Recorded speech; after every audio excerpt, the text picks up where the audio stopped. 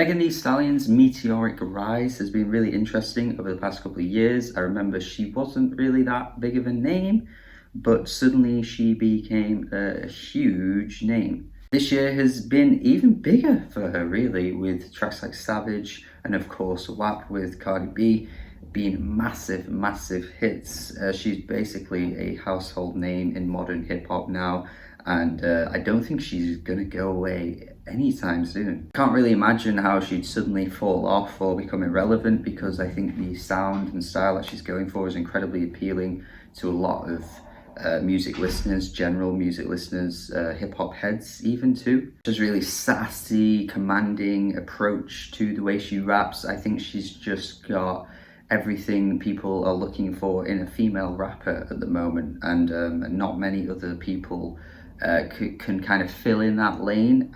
Cardi B, I guess, but I think Megan has got it down to a T, and has already carved her style and her personality, her charisma really well, whereas Cardi B isn't as specifically explicit with her lyrics, and I think Megan is offering that for a lot of people. Unfortunately for me though, I've never been that big of a fan of her. I thought Fever was pretty good. I didn't really get blown away by it. It was pretty fun for what it was, but there wasn't much to it that massively impressed me. It was just a fine listen, and everything since then I've just not really been that big on. I'm kind of getting a bit bored of her shtick, her lyrical themes. She's essentially sticking to the same topics on almost every song, and on this new album with 17 songs, it pretty much gets old quickly. And people quickly jump to the defense of Megan and claim that male rappers would get away with the same thing,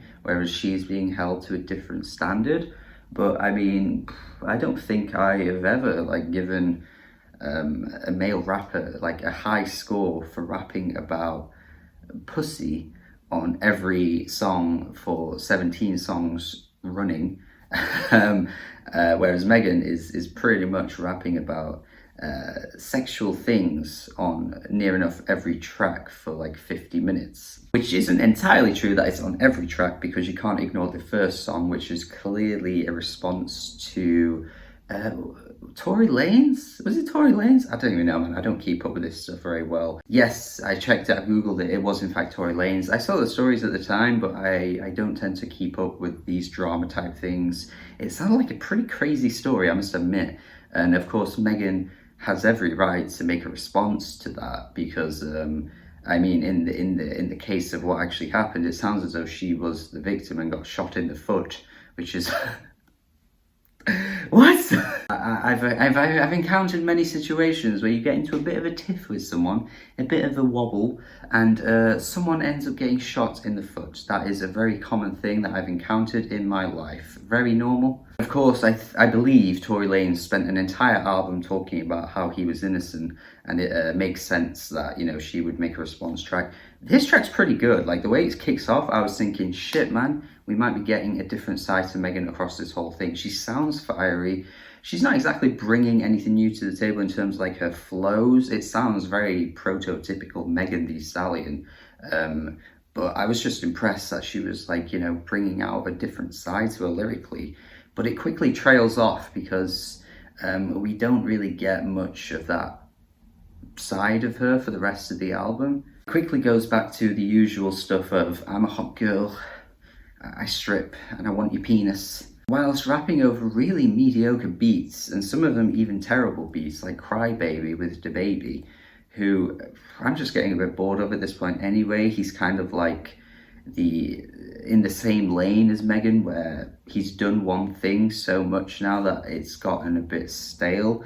They're kind of the same rappers, really, because they blew up at the same time, and they've quickly gotten stale with both things that they do on almost every track. So coming together on a really terrible beat. This beat is atrocious. I can't stand this thing, man. It sounds like a mess. Don't know who produced this, but I am not big on it at all.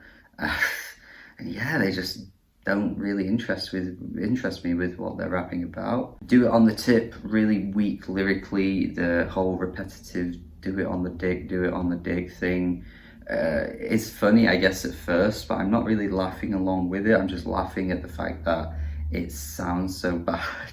Sugar Baby essentially going like the opposite route of like a sugar daddy type thing, I guess. Just wants a man with a lot of money and a big penis. I mean, I can't relate, but I guess that's something you might want. This is the thing, like maybe if one or two tracks followed this theme or had these kinds of lyrics, I wouldn't even be bringing them up.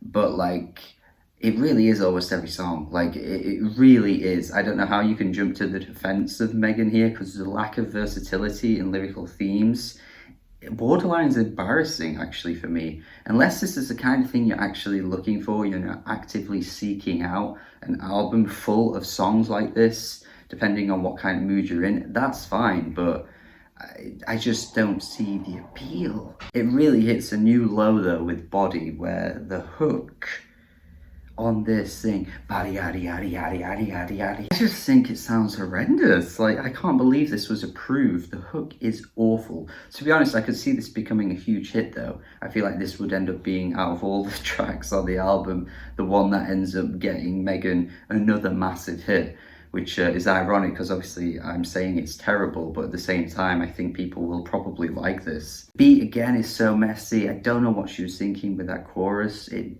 isn't catchy. I mean, it's memorable because I remember it for sure, but Jesus Christ, it just sounds awful. It's so grating on the ears, and I didn't think Megan had it in her to really annoy me like this. Most of the time I'm just, yeah, not really feeling it, but this is actively like doing my head in. She goes for more singing on the hook on Don't Rock Me to Sleep. I think this again is really poor. The vocals here are just really weak. She's not really singing in tune. She's not really much of a singer anyway, so to go for this kind of hook was a bit odd for her, unless she's just trying to show a different side to her, which I get, but I think she probably needed a feature here to take over the singing. Girls in the Hood essentially takes Eazy-E's Boys in the Hood and essentially does the opposite thing. It's a gender flip, really, not exactly the most original thing. I always find it a bit odd when people do this, like a gender flip, sort of like the Ghostbusters film, where it's just like, we're going to do the same film but reverse the genders. It's not particularly very original idea. I don't know why it keeps happening. She's still playing on like the hot girl shtick thing, because she mentions that a few times in this track, essentially just giving off a lot of sass, bragging a lot, you know, essentially just doing the opposite thing of, you know, the boys in the hood, and she's just giving us the girls' perspective. But the fact that, you know, the instrumental's so familiar, doesn't really bring a lot of originality to the track. Just kind of feel like, I don't know, it feels like one of those tracks that like she would have done as a separate thing but not put it on an album. Because we do also have the Savage remix here. I sort of did start to wonder if these were bonus tracks, but I'm not sure if they actually are, because obviously Savage has been out a long time. The Girls in the Hood being more like a cover song, I guess you will. And then of course Don't Stop with Young Thug, which came out a while ago too. But I think this is all part of the album. And none of these tracks are particularly impressive to me. I feel like Savage has probably the most amount of sass you could exuberate from a track. You know, I'm savage, classy and bougie. I don't really feel like Beyonce's feature adds a huge amount to the track. I just don't get it, man. I'm just struggling to see what Megan's bringing to the table. She's incredibly popular at the moment, so of course I'm not trying to talk down on people that love her, but I just wish I was seeing what everyone else was seeing. The thing with Don't Stop is that if every other track before it wasn't about the exact same topic, this track might have been alright, because it's got a Young Thug feature. He brings a male perspective. Of course, he just throws in really like vulgar lyrics, as he would anyway. But yeah, like, I don't know, I'm just done with it at this point. I just truly find it so boring, and it's meant to be fun and, you know, energetic and exciting, and I just don't get any of that from it, man.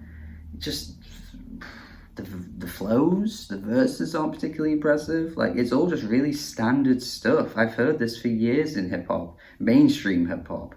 So Megan's just not really impressing me all that much. If there was some like funny jokes thrown in, because if you're rapping about something like this, you know, the constant, you know, rapping about your red pussy, how much you want dick and things like that. Like, you could turn those into at least some funny jokes every now and then. But like, bruh, even then, we're talking like Family Guy levels of humor. It's not exactly, it's not exactly hilarious type stuff, but she's just so serious with her tone from start to finish, and it gets pretty tiring to me. I gotta go 4.5 out of 10. Just think this is overall pretty bad, but I know this probably won't go down too well. I know a lot of people love Megan, and I think she's still talented. I just think she's selling herself short. That's what I wanted to end this review saying, because I think she has something.